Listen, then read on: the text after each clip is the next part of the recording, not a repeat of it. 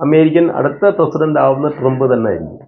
സംശയമില്ലാത്ത കാര്യമാണ്. അയാൾ ജീവനോട് അയാൾ ഉണ്ടെങ്കിൽ ട്രംപ് തന്നെ അമേരിക്ക ഭരിക്കും, മാറ്റമില്ല. അതാണ് തന്നെ നരേന്ദ്രമോദി. ഇവിടെ അദ്ദേഹം തന്നെ ഭരിക്കാൻ പോകുന്നത്.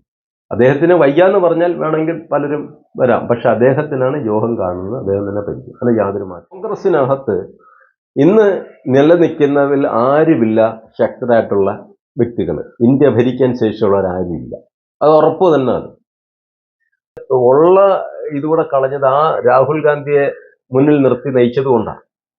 ഇല്ലെങ്കിൽ കോൺഗ്രസിനോട് ഇത്ര പരാജയം സംഭവിക്കത്തില്ല. അത് ഒന്നും വമ്പൻ ഭൂരിപക്ഷത്തിൽ കേന്ദ്രം BJP ഭരിക്കും. അല്ല, ഭരിക്കുമെന്ന് ഞാൻ ആദ്യം പറഞ്ഞപ്പോൾ ഞാൻ അതിനകത്തെന്ന് പറഞ്ഞു കഴിഞ്ഞാൽ അതിനകത്ത് സുഷമ സ്വരാജ്, നരേന്ദ്രമോദി, മറ്റ് അമിത്ഷാ, അങ്ങനെ എന്തോ വേറൊരാളുടെ പേര്. പക്ഷെ ഇതിൽ നരേന്ദ്രമോദി ആയിരിക്കും രാജ്യത്തെ നയിക്കുക. അത് മാത്രമല്ല, അദ്ദേഹം 5 മുതൽ 15-20 കൊല്ലം വരെ അദ്ദേഹം ഭരിക്കാൻ സാധ്യതയും കാണുന്നുണ്ട്. കോൺഗ്രസിനകത്ത് ഇന്ന് നിലനിൽക്കുന്നതിൽ ആരുമില്ല ശക്തരായിട്ടുള്ള വ്യക്തികൾ. ഇന്ത്യ ഭരിക്കാൻ ശേഷിയുള്ളവരാരുമില്ല, അത് ഉറപ്പ് തന്നെ. അത് എല്ലാവരും രാഹുൽ ഗാന്ധിയെ പൊക്കി പിടിച്ചുകൊണ്ട് ചുമ്മാതെ രാഹുൽ ഗാന്ധി വെറും വിട്ടിത്തരമല്ലേ കാണിക്കുന്നത്.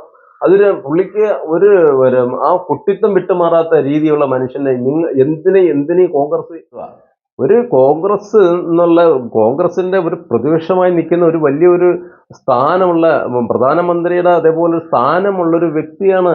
അദ്ദേഹത്തിന് ആ ഒരു പക്വത ഉണ്ടാവണമായിരുന്നു. പലയിടത്തും പക്വത കുറവുകൾ കാണിച്ചിട്ടുണ്ട്. നമ്മളിതെല്ലാം വളരെ ഗൗരവമായി വീക്ഷിക്കുന്ന കൂട്ടത്തിലാണ്. അദ്ദേഹത്തിന്റെ സ്ഥാനത്ത് ഈ കോൺഗ്രസ്സുകാർക്ക് പറ്റിയൊരു മണ്ടത്തരം എന്താണെന്നറിയുമോ? അദ്ദേഹത്തിന്റെ സ്ഥാനത്ത് ഒരു പക്ഷേ ഈ അയാളെ പെങ്ങളുണ്ടല്ലോ, പ്രിയങ്ക ഗാന്ധി അല്ലേ, പ്രിയങ്ക ഗാന്ധി എന്ന് പറഞ്ഞാൽ അവരെ ഒന്ന് പരീക്ഷിച്ച് നോക്കിയാൽ ചിലപ്പോൾ അവർ പച്ച പിടിച്ചു പോയാണ്. പക്ഷെ ഇനി പാടാ, അതിനി അവർ ഇച്ചിരി പണിപ്പെടണം. മനസ്സിലായ കാര്യം, അവർ ഭരിച്ച സമയങ്ങളിൽ അവർ ശരിയായ ഒരു ഭാരതത്തിന്റെ സുരക്ഷിതത്വങ്ങളൊന്നും അല്ല അവർ നോക്കിയിരുന്നത്. രാജ്യമാണ്, എൻ്റെ രാജ്യമാണെന്നുള്ള ചിന്ത അവരിൽ ഉണ്ടാവണമായിരുന്നു. പ്രിയങ്ക ഗാന്ധിയെ മുന്നിൽ നിർത്തി പിന്നെ പുറകോട്ട് വലിച്ച്, പിന്നെയും മുന്നിൽ നിർത്തി പിന്നെയും പുറകോട്ട് വലിച്ച് എന്തിന് നാടകങ്ങളാണ് കളിച്ചത്. രാഹുൽ ഗാന്ധിയെ ഏത് മനുഷ്യനും അറിയാമല്ലോ, അദ്ദേഹം ആ കുട്ടിത്തം മാറിയിട്ടില്ലെന്നും അദ്ദേഹത്തിന് കാര്യഗൗരവമില്ലെന്നും ചുമ്മാതെ വായിത്തോന്ന ഇതൊക്കെ വിളിച്ചു പറയേണ്ട കാര്യമുണ്ട്. അതൊന്നും പാടില്ല. രാഷ്ട്രീയമല്ല വലുത്, രാജ്യമാണ് വലുത്. പാർട്ടിക്കല്ല ഇവിടെ സ്ഥാനം കൊടുക്കേണ്ടത്. നാം എല്ലാം ഒന്നാണെന്നുള്ള മനോഭാവം കൊണ്ടാണ്. അല്ലാതെ ഇവിടെ മുസ്ലിമാണ്, ക്രിസ്ത്യാനിയാണ്, ഹിന്ദു ആണെന്ന് പറഞ്ഞ് അവരെ സ്പ്ലിറ്റ് ചെയ്ത് അവരെ തമ്മിലടിപ്പിച്ച് നമുക്കൊരു സീറ്റ് ഉറപ്പിക്കാമെന്ന് പറഞ്ഞാൽ ഏതൊരു വ്യക്തി അത് ചിന്തിക്കുന്നെങ്കിൽ അത് വിഡ്ഢിത്തരവും തെറ്റുമാണ്. കാരണം മുകളിലൊരു ശക്തി ഇരിപ്പുണ്ട് ഇതെല്ലാം കാണാൻ. അത് മനസ്സിലാക്കണം. കാര്യം ആ പാവങ്ങളായിട്ട് തമ്മിലടിപ്പിച്ചിട്ട് എന്ത് നേടാൻ? ഇവിടുത്തെ മുസ്ലിങ്ങൾ, ഞാൻ പറയട്ടെ, ഇവിടുത്തെ മുസ്ലിങ്ങൾ നിങ്ങളെ കുറെ വിവാഹം ആൾക്കാർ കുറച്ച് കോമാത്രം കാണിച്ചെന്ന് വെച്ച് മുഴുവൻ പേരും അങ്ങ് മോശക്കാരാണെന്നാണോ നിങ്ങൾ പറയുന്നത്?